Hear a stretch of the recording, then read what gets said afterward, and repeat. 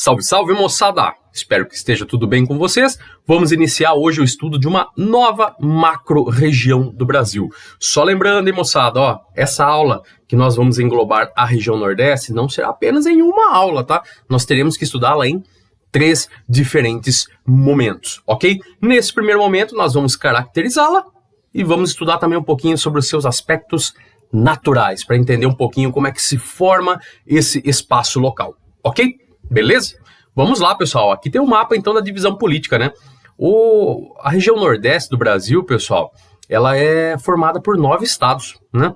9 estados, acredito que a maior parte deles todos conheçam, né? Maranhão, Piauí, Ceará, Rio Grande do Norte, Paraíba, Pernambuco, Alagoas, o pequeno Sergipe e a Bahia, certo? Quando nós falamos em região Nordeste, pessoal, nós estamos falando da terceira maior região em extensão. Um pouquinho mais aí, 18% do nosso território, certo?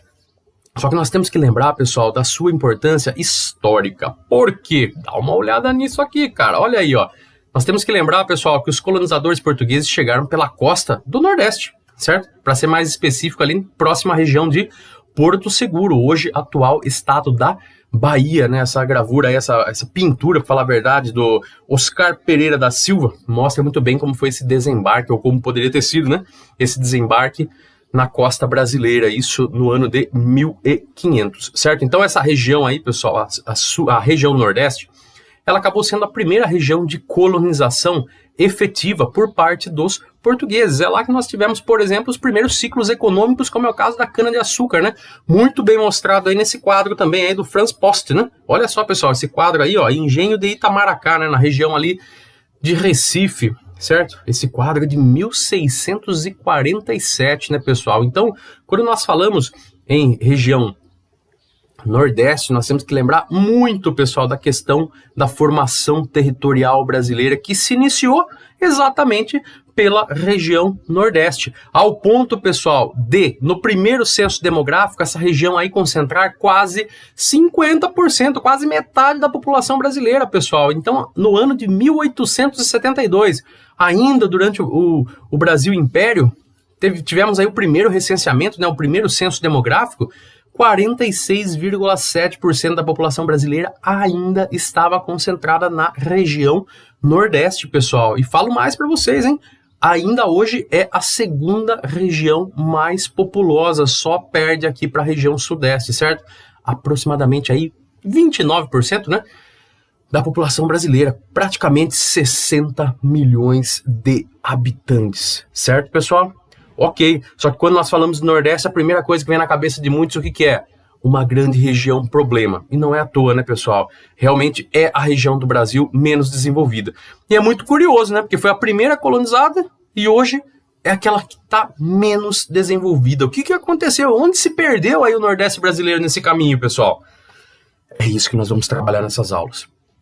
Vamos buscar, moçada, entender um pouquinho por que o Nordeste está tão atrasado em relação a outras porções do país, ok? Ainda é a região com o menor IDH, ainda apresenta péssimos índices sociais. Aqui eu vou ilustrar alguns para vocês, ó. Dá uma olhadinha no mapa, galera. Vejam isso. 1/3, pessoal, das casas, das residências não tem água encanada. 70% não tem rede de esgoto, pessoal. Então 70% dos domicílios não tem esgoto tratado, só para vocês terem uma ideia. 1/4 da população nordestina ainda é analfabeto, pessoal, 25% praticamente. E 25% da população, ou seja, 1/4 da população também, vive com menos de um salário mínimo. Hoje o salário mínimo está na faixa de R$1.000, né, pessoal? Então são pessoas que vivem com menos de um salário mínimo, só que nós temos que lembrar que muitas vezes esse salário é para manter uma família de 2, 3, 4, 5 pessoas, né? Então por aí vocês já veem a dificuldade. Temos que tirar um pouquinho, pessoal, aquela ideia de achar que o problema do Nordeste é só a questão climática, tá? A gente vai falar muito nisso muito sobre isso nessas aulas, ok? O que tem que entrar na cabeça de vocês? Isso aqui, ó. Quando nós falamos na problemática da região Nordeste, pessoal, nós temos que considerar, sim, os problemas socioeconômicos e estruturais, que nós vamos falar muito nas aulas, mas a questão climática, que não deixa de ser um fator aí de dificuldade, né, pessoal, para a população local.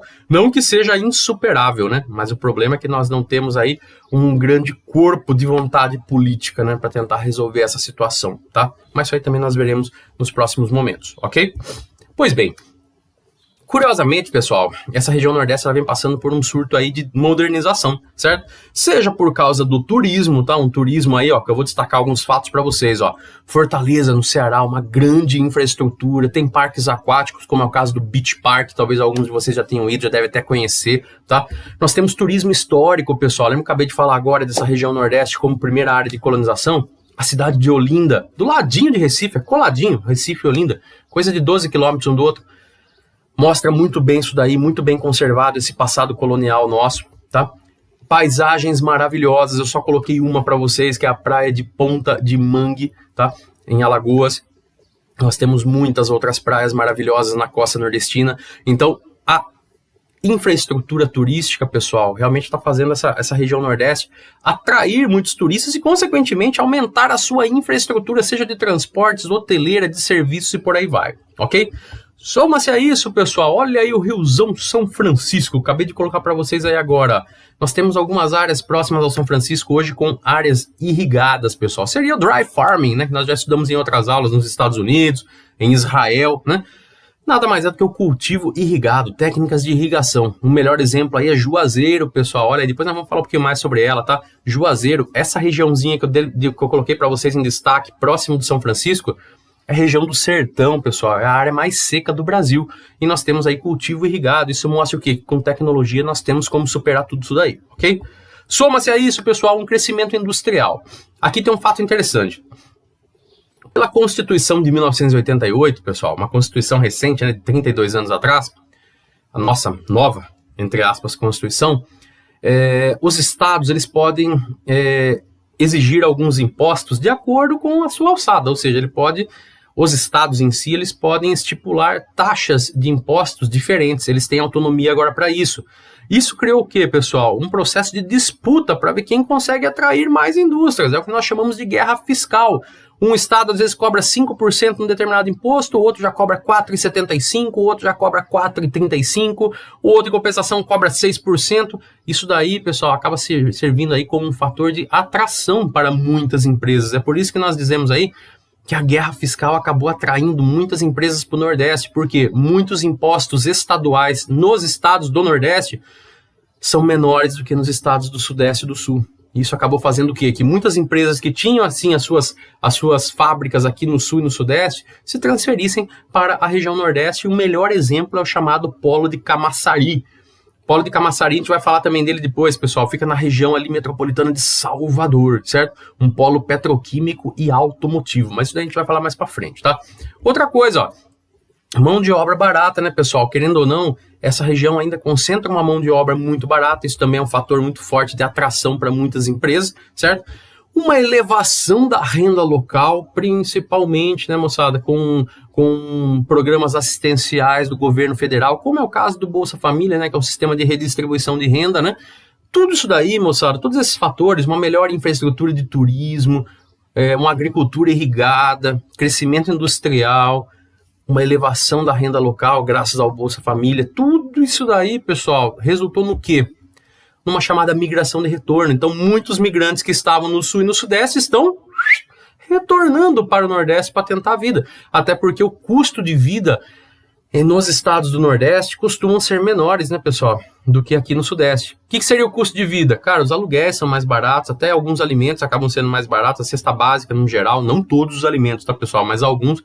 Num geral, para se viver no Nordeste, você gasta menos do que gastaria aqui no Sul e no Sudeste. Então, tem muitas pessoas que estão saindo, principalmente do Sudeste, né, vieram para cá 20, 30 anos atrás para trabalhar e agora estão retornando para o Nordeste, ok? Beleza? Moçada, vamos agora estudar a parte da geografia física. Prometo que eu vou ser rápido com vocês, tá? Nesse mapa aqui a gente vai trabalhar um pouquinho a questão do relevo e da hidrografia. Já repeti várias vezes em várias aulas para vocês, pessoal. O mapa de relevo utiliza paleta de cores. Quanto mais clarinho e mais baixo, quanto mais escuro, mais elevado é esse relevo, certo? Então, só de bater o olho nessa região Nordeste, você percebe o quê? Que há uma grande predominância, um predomínio de serras e chapadas, né, pessoal? Então, você tem áreas aí um pouquinho mais elevadas, como é o caso dessa que eu apontei para vocês agora, extremamente importante, que é a chamada Chapada Diamantina na Bahia. Só lembrando vocês, olha lá na figurinha lá da Chapada Diamantina, estão vendo, pessoal? Quando nós falamos de chapada, nós estamos falando de uma forma que tem o topo aplanado, certo? Que tem uma vertente íngreme, e até agora ninguém tinha me perguntado, mas eu vou falar, pessoal. Isso que fica aqui embaixo é chamado depósito de talos. O que significa isso? Todos os sedimentos que vão se intemperizando, a hora que eles caem no pé, no sopé dessa chapada, eles vão se acumulando. Então toda essa área que vocês estão vendo de terra, onde eu coloquei o nome depósito de talos, são todos sedimentos que um dia pertenceram à chapada, só que foram intemperizados e caíram lá e foram se consolidando, ok? Então, moçada, região Nordeste, predomínio dos chamados planaltos, ok? Só planalto? Não, galera. Nós temos uma área muito característica de depressão, chamada de depressão sertaneja. Vocês já viram naquela aula de classificação do relevo, principalmente do professor Jurandir Ross. Onde que fica isso? Olha o mapão agora, pessoal. Estão vendo o mapão aí? Olha onde fica a depressão sertaneja. Vocês vão perceber que todos os lados dela são mais elevados, com exceção do litoral, que acaba sendo mais baixo, certo? Então, pro lado de cima do mapa, pro norte, é mais baixo. Pode ver que tá na cor verdinha. Todo o entorno está mais escuro, pessoal. Então, você tem uma área depressiva. Seria isso daqui, ó, que vocês estão vendo, ó. Essa imagem, ela mostra muito bem, né? Fica lá no Mirante do Cruzeiro, em Arco Verde, em Pernambuco, pessoal. Vocês observam o quê? Que toda a área que delimita ela é mais alta e forma tipo um vão no meio, estão vendo? Uma área depressiva, olha lá, ó, depressão sertaneja com a setinha apontando, certo? Então nós temos uma área de depressão aí importantíssima e vocês vão ver depois por que isso é tão importante, da chamada depressão sertaneja. Em compensação, o litoral, pessoal, ele é tomado por planícies. Você já deve ter observado aí pela corzinha verde, certo? Se não observaram, olha o mapa agora. Olha aí, destaquei para vocês, certo? Nós temos extensas áreas de planícies no litoral, sendo que essas planícies aí, pessoal, elas têm no máximo até 100 metros de altitude, tá? Então não são formas tão elevadas, tá? Tipicamente litorâneas, né? Ocasionadas aí por deposição marinha, então o mar que formou aí essas planícies aí em tempos geológicos passados, ok?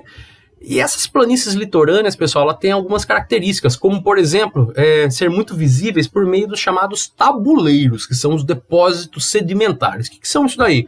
Essa imagem aí, pessoal, quem já foi para o Nordeste já deve ter visto isso daí no litoral, tá? Aí nós temos numa mesma imagem tabuleiros, pode ter aí de 20 a 50 metros de altitude. Sim, cara, você pode ter um desnível muito grande, não parece porque essa foto aí foi tirada de vista aérea, pessoal, mas o desnível é muito grande, são muitos metros de altitude, nós já vamos ver isso, tá?